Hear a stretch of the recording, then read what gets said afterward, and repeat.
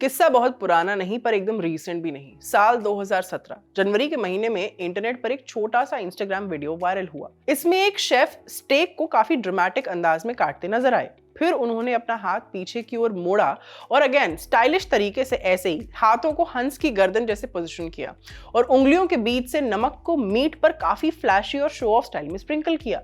ये सिर्फ नमक छिड़कना नहीं था बल्कि लोगों को ये एक तरह का परफॉर्मेंस आर्ट लगा। ये शख्स था तुर्की का नुसरत गोकचे। इसी सॉल्ट स्प्रिंकल स्टाइल की वजह से नुसरत को कहा जाने लगा सॉल्ट बे। बे का मतलब इंटरनेट स्लैंग में है बिफोर एनीवन एल्स, यानी सबसे खास। कुछ ही घंटों में सोशल मीडिया पर एथलीट्स और इन्फ्लुएंसर्स ने उनका पोस्ट कॉपी करना शुरू किया। नुसरत एक शेफ से रातों रात पॉप कल्चर आइकन बन गए। नुसरत गोकचे का जन्म 1983 में तुर्की के एजुरम शहर में एक साधारण कुर्दिश परिवार में हुआ। उनके पिता खादान में काम करते थे और आर्थिक तंगी के कारण नुसरत को कम उम्र में ही स्कूल छोड़ना पड़ा। सिर्फ 13 साल की उम्र में उन्होंने इस्तांबुल में एक कसाई के यहाँ हेल्पर के तौर पर काम करना शुरू किया। मांस को काटना, पकाना और उसे बेहतरीन तरीके से पेश करना, ये सब नुसरत का जुनून बन गया। 20 साल की उम्र में आसपास उन्होंने इस्तांबुल में अपना रेस्टोरेंट नुसरत स्टेक हाउस खोला। ये उनके अपने नाम को लेकर क्रिएटिव वर्ड प्ले था। नुसरत में नुस्र उनके अपने नाम से और हाइफन के बाद ईटी एक तुर्की शब्द है जिसका मतलब होता है मीट। तो स्पेलिंग सेम रही, बस नुस्र के बाद एट ने ये सिग्निफाई भी कर दिया कि सॉल्ट वे आखिर करते क्या थे। बहरहाल वायरल होने से पहले भी वो लोकल लेवल पर अपने शानदार मीट कटिंग स्टाइल और लग्जरी प्रेजेंटेशन के लिए पॉपुलर थे। लेकिन तब उनकी ऑडियंस ज्यादातर तुर्की और दुबई के अमीर कस्टमर्स थे। उनका वीडियो वायरल होने के बाद नुसरत वर्ल्ड वाइड पॉपुलर हो गए।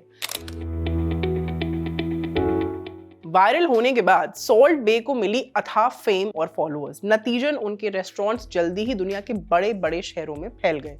Dubai, Abu Dhabi, Doha, Miami, New York, London, that too महंगे एरियाज में लोग घंटों लाइन में लगते सिर्फ इसीलिए ताकि नुसरत खुद उन्हें सर्व करे। सेलिब्रिटीज उनके रेगुलर कस्टमर बन गए। मेसी और रोनाल्डो ने उनके साथ सर्विंग के वीडियो पोस्ट किए। लियोनार्डो डिकैप्रियो की एक तस्वीर वायरल हुई जिसमें सॉल्ट बे उनके स्टेक पर नमक छिड़क रहे थे।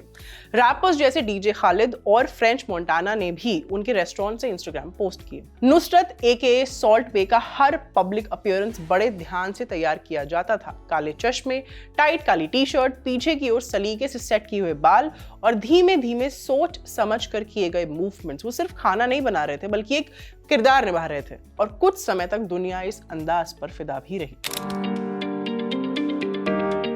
कई इंटरनेट सेंसेशंस की तरह सॉल्ट बे की शोहरत भी एक दो-धारी तलवार साबित हुई। पहले दौर में लोग उनके मीम्स और अंदाज के दीवाने थे, लेकिन बाद में क्रिटिक्स की एक लहर सी उठ गई। इस बैकलैश के कई पहलू थे। देखिए, पहला था कीमत को लेकर विवाद। खबरें आई कि सॉल्ट बे के रेस्टोरेंट में एक स्टेक की कीमत $1000 से भी ज्यादा हो सकती है और एक सिंपल बर्गर की कीमत लग्जरी वॉच जितनी। कस्टमर्स के बिल्स वायरल हुए जिनमें बेहद ऊंचे दाम दिखाए गए थे। इन बिल्स ने ये बहस छेड़ दी कि लोग असल में खाने के लिए पैसे दे रहे हैं या सिर्फ सॉल्ट बे की सेलिब्रिटी मौजूदगी के लिए। दूसरी बात थी क्वालिटी बनाम शो। कुछ क्रिटिक्स और फूड रिव्यूअर्स का कहना था कि सॉल्ट बे के खाने का स्वाद उस हाइप के लायक ही नहीं था। कई ने उनके खाने को एवरेज और बेहद महंगा बताया। ऐसा लगता था कि ध्यान खाने में नएपन से ज्यादा इंस्टाग्राम पर दिखने वाले मोमेंट्स पर था। अपनी इंटरनेशनल फेम के बावजूद 2018 में जब गोकचे ने न्यूयॉर्क सिटी में अपना स्टेक हाउस खोला तो पहले प्रोफेशनल रिव्यू काफी नेगेटिव आए। न्यूयॉर्क पोस्ट के स्टीव कोजो ने इसे पब्लिक रिप ऑफ नंबर 1 कहा और जीक्यू के जोशुआ डेविड स्टीन ने स्टेक को बोरिंग और हैमबर्गर्स को ओवरकुक्ड बताया। बाकी क्रिटिक्स ने कहा कि खाना जितना ओवरप्राइस्ड है उतना ही ओवर सॉल्टेड भी। मीट को टफ बताया गया और ये भी कि उसमें बहुत ज्यादा फैट और ग्रिसल था और फ्लेवर की कमी भी। इसके अलावा ये भी लिखा गया कि वहां अपना खाना खत्म करना अपनी बॉडी इंस्टिंक्ट्स और टेस्ट बड्स के खिलाफ एक पर्सनल विक्ट्री जैसा लगता है। ओवरऑल डाइनिंग एक्सपीरियंस को काफी लोगों ने डिसअपॉइंटिंग बताया। हाँ, लेकिन गोकचे जिस तरह टेबल साइड शो करता था उसको थोड़ा पॉजिटिव रिस्पॉन्स भी मिला। ईटा के रॉबर्ट सिएत्सिमा ने लिखा, अगर आप नुसरत को सिर्फ स्टेक हाउस के तौर पर जज करेंगे तो शायद डिसअपॉइंट हो जाएं, लेकिन अगर आप इसे डिनर थिएटर की तरह देखें तो एंजॉय करेंगे, बस तब जब सॉल्ट बे खुद मौजूद हो। गोकचे का मैनहट्टन बर्गर बार जिसे कभी न्यूयॉर्क का वर्स्ट रेस्टोरेंट कहा गया था, 2023 में बंद हो गया सिर्फ 3 साल चलने के बाद। अगली थी पॉलिटिकल गलती। 2018 में सॉल्ट बे ने वेनेजुएला के विवादित नेता निकोलस मादुरो को अपने इस्तांबुल रेस्टोरेंट में होस्ट के तौर पर बुलाया, और उस समय जब वेनेजुएला में लाखों लोग आर्थिक तबाही झेल रहे थे, मादुरो के वीडियोस ने, जिसमें वो लाविश खाना खा रहे थे, दुनिया भर में रोष फैला दिया। क्यों? क्योंकि उस वक्त उनका अपना देश ह्यूमैनिटेरियन क्राइसिस से गुजर रहा था और उनका लीडर बेफिक्री में एंजॉय कर रहा था। नुसरत ने कभी इस पर साफ माफी नहीं मांगी और इस इंसिडेंट ने उनकी छवि को और ज्यादा नुकसान पहुंचाया। अगली बात आती है स्टाफ के साथ गलत व्यवहार। अभी बताई गई सारी बातों के अलावा सॉल्ट बे का एम्पायर इसलिए भी गिरा क्योंकि उन्होंने अपने स्टाफ को अनफेयरली ट्रीट किया। गोकचे पर अपने रेस्टोरेंट स्टाफ के साथ बुरे व्यवहार के एलिगेशंस लगे। रिपोर्ट्स के मुताबिक कुछ एक्स एम्प्लॉयज ने क्लेम किया कि उनकी मेहनत से कमाई टिप्स को या तो सॉल्ट बे होल्ड कर लेते थे या फिर उन्हें टिप का पूरा अमाउंट ही नहीं दिया जाता था। कई लोगों ने यह भी कहा कि रेस्टोरेंट का एनवायरनमेंट टॉक्सिक था और स्टाफ पर ज्यादा प्रेशर डाला जाता था ताकि वो सॉल्ट बे के सिग्नेचर स्टाइल को मेंटेन कर पाए। जब ये बात लोगों तक पहुंची तो सॉल्ट बे की काफी किरकिरी हुई क्योंकि कस्टमर्स ये जानकर बेहद शॉक्ड और डिसअपॉइंटेड थे कि जो टिप्स डायरेक्टली स्टाफ के पास जानी चाहिए थी, उन्हें तक रोका जाता था।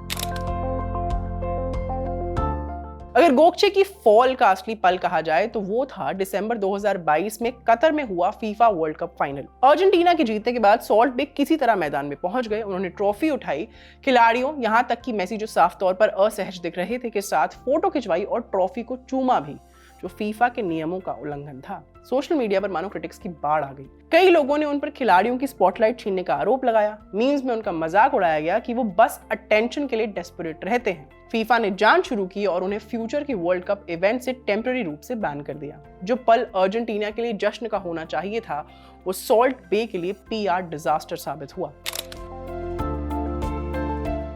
सॉल्ट बे आज भी कई देशों में रेस्टोरेंट्स के मालिक हैं और अमीर बिजनेसमैन भी हैं। हालांकि यूएस में उनका बिजनेस काफी कॉन्ट्रैक्ट हुआ है। उनकी global chain Nusrat stake house ने यूएस में काफी आउटलेट्स बंद कर दिए, जैसे Beverly hills, Dallas, Las Vegas और कुछ न्यूयॉर्क सिटी आउटलेट्स भी। फिर भी वो मायामी और न्यूयॉर्क सिटी में रेस्टोरेंट्स अभी भी चला रहे हैं। साथ ही वो इंटरनेशनल ग्रोथ पर फोकस कर रहे हैं, जिसमें तुर्की और दूसरे रीजन्स में नए आउटलेट्स खोलने की प्लानिंग शामिल है। लेकिन जो कूल इमेज उनकी पहले थी, वो अब लगभग खत्म हो चुकी है। उनके इंस्टाग्राम पर अब भी उनके स्टेक काटने के वीडियोस आते हैं, लेकिन लोगों की रुचि पहले जैसी नहीं रही। जनता की नजर में वो कैरिस्मेटिक शेफ से बदलकर अब एक ओवर प्राइस तमाशा बन गए हैं। आखिर में नुसरत गोकचे की राइज और डिक्लाइन सिर्फ एक शेफ की कहानी नहीं है। ये इंटरनेट शोहरत पर एक आधुनिक सीख है, एक मॉडर्न लर्निंग। एक बार कलाई घुमाने के अंदाज ने उन्हें ग्लोबल सेंसेशन बना दिया, लेकिन वही लगातार अटेंशन पाने की चाह ने शायद उस मैजिक को धीरे धीरे मिटा दिया जिसने उन्हें पॉपुलर बनाया था। सॉल्ट बे इस बात की मिसाल है कि वायरल शोहरत एक वरदान भी हो सकती है और अभिशाप भी। उनकी कहानी दिखाती है कि कैसे एक वायरल पल किसी की जिंदगी बदल सकता है। जब सारी नजरें आप पर हों तो विनम्रता और संवेदनशीलता कितनी जरूरी होती है, ये भी समझ आता है। आज की वीडियो यहीं तक। मिलेंगे अगली बार विद अनदर स्टोरी। कैमरा के पीछे हमारे साथी आयान। मेरा नाम है आस्था। देखते रहिए खबरगांव। शुक्रिया।